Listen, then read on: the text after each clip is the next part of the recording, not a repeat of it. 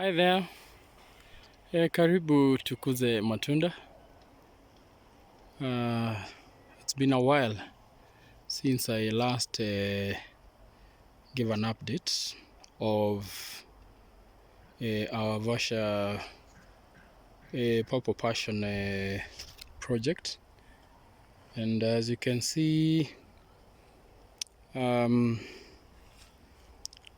we are doing very well by all standards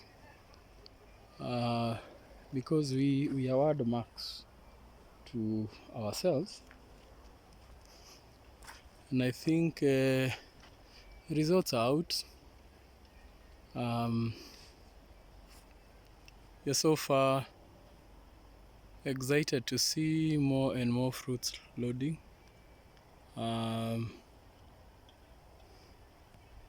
And this is among the few vines that are doing extremely well in terms of establishment. And in today's video, I quickly just want to take count of, or rather, just give a quick update of the journey this far. If you go back to our page, you should be able to see the first video that I posted.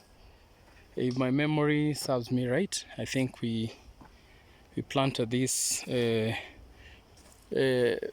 fruits on, I think, April 10th of the year 2021. And today we are at the end of the month. That is the month of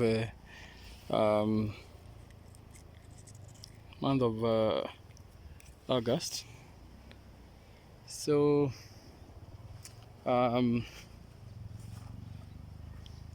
so May, June, July, August. So on September 10th, our project will be 5 months old, right? And I think the most exciting thing about growing passion is the rate at which these fruits mature. And at 5 months, you can already see that we have quite a number of fruits loading.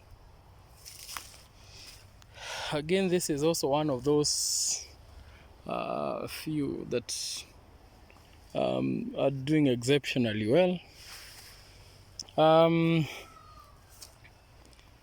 And what is more exciting about this project is that if you go back to our page, you should be able to see how it started. So I've kind of documented everything step by step. But I quickly want to just speak about some of the issues that I've noted. I may have highlighted that in my other previous video. But I think if you want to grow passion fruits, be prepared to invest time and resources. These vines grow very fast, but they also require a lot of work to maintain them. And like I've mentioned in my previous updates, is that we prune them. Ideally, you should prune them weekly. Ensure that all the suckers are removed on time, and if you don't do that, there are consequences.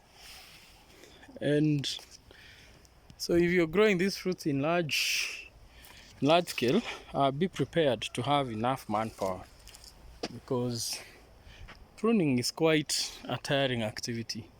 I do it myself, and yeah, it's quite involving and tiring, but fulfilling at the end of the day, because at the end of the day, I think when you see the results, then yeah, that calms down my nerves, you know.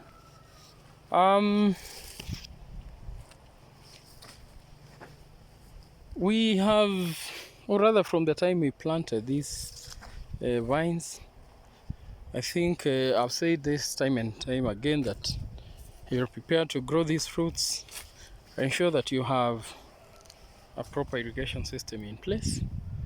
The rains here are not reliable at all. In fact, I can literally count the number of times it has rained. So we rely 100% on irrigation, and so at least we irrigate them say every evening. We just run the drips for like 5 minutes. It's enough water that never lacks. So yeah, water, if you don't have water and say you want to grow these fruits in a relatively dry zone like Naivasha, I think you might face a lot of challenges. So our water bill yeah, keep on running high and high, but we are happy so far. Then I think the other thing that I would really want to mention is that I've particularly noted that these fruits are very susceptible to pests and diseases. We've tried our best to spray them. So we have a spraying regime that we maintain of, say, every 2 weeks or fortnight or bi-weekly. So there is we spray a fungicide and insecticide because there is a lot that goes on, and if we don't take care of these vines, they become, or rather they will be attacked. So but we have also noted that during the very cold months of July, was it even in July? I think these seasons nowadays are even confusing. You know, we've had some extremely cold patterns, and what I noted is that during that time you find that the fruits tend to be more affected. Fungal diseases become more and more pronounced, and you can notice that the brown spots there, yeah, this is just a fungal infection. We've noted because of that extended dry season, cold season, sorry, yeah, our fruits are taking a hit, and we are hoping that with the weather warming up, we are noticing more flowers closing, more fruits, more young fruits developing, and the ones that have already developed becoming bigger and bigger in size. And we are very deliberate on feeding these vines. Down there, if you look, you'll see some whitish stuff. So that's a bit of gypsum that we added. Gypsum helps in controlling root rot. It's available. It's also rich in some of the nutrients that the plants need. So you can check with your local agronomist to advise you, but that's something that we usually do. And I think is it a month or 2 months ago, I think we did some bit of top dressing with NPK and 2 debes or 2 buckets of manure, and I'm not surprised the fruit seems now to be responding to the nutrients, or rather you can clearly see that the fruits are, you know, absorbing whatever it is that we supplied. So fertilization is very important. And for me, I'm a big fan of the old-fashioned well decomposed goat manure.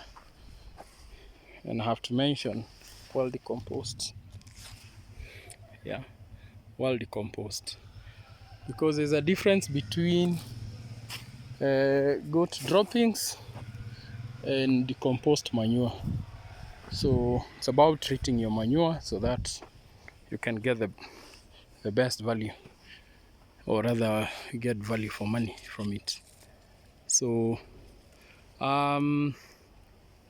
yeah, so manure never disappoints. Well decomposed manure never disappoints, and that is what we've been, or rather we've really tried to feed our fruits with, and we'll continue once we do the first flush of fruits. Once we remove the first fruits, then we will add some more. We will have to keep on topping up,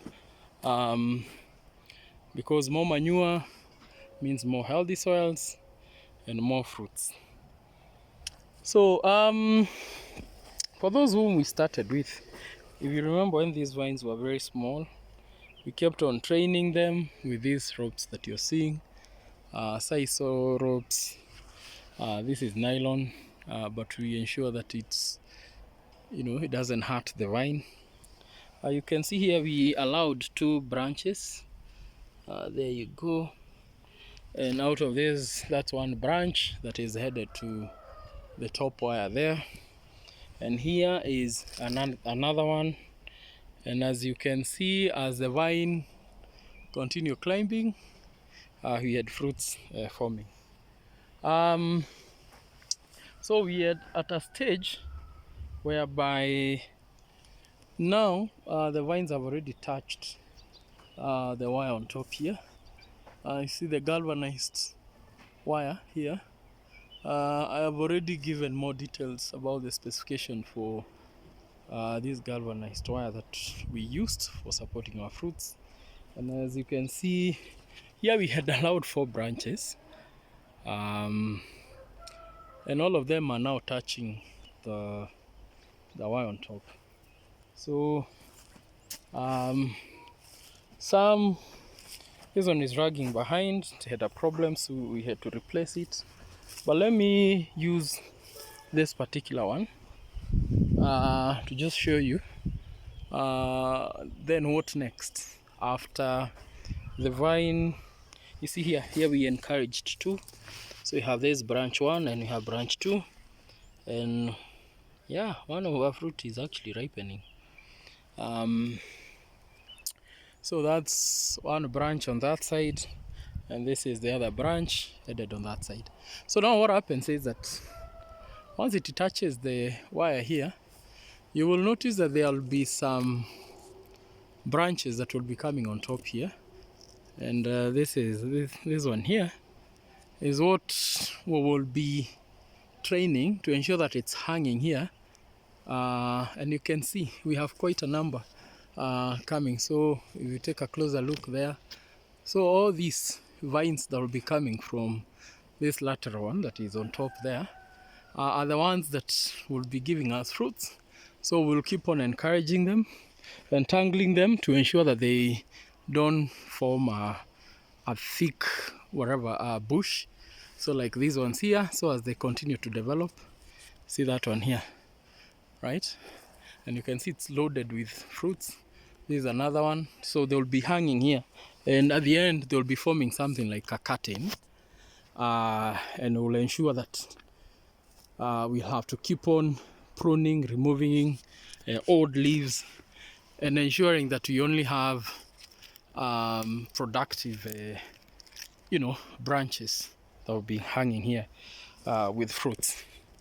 And with time I'll also be showing you how once you harvest, for example, this one here, you see it has a flower there. I'm not sure you can see, yes, that flower. Another one there, another one there, another one there. So it will extend all the way down, and once it's exhausted, it won't bear any more flowers, so you have to cut it and ensure that a new branch start forming, which will give you new fruits. So you only get fruits from these branches once, and once you remove the fruits, you have to remove the branch and encourage a new one to form. So how I wish that all of them were looking like this, but we will get there slowly by slowly. But so far, I think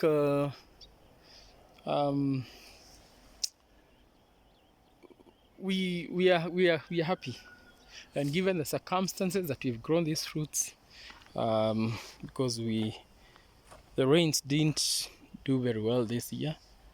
I think we are glad that we still can have or rather we still have some fruits. You can see more flowers there, and we hope maybe by the time we are hitting 10 months, we should have more and more fruits loading. So earlier we also noted that we had a problem of flower abortion, and I remember in our Facebook group I did post some flowers that I found here that were aborting, and just to check with other growers what are the causes of flower abortion. And we have on several occasions here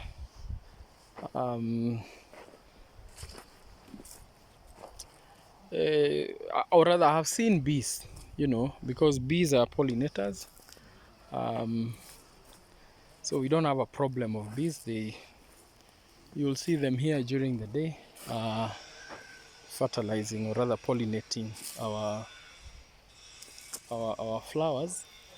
But someone mentioned to me the reason why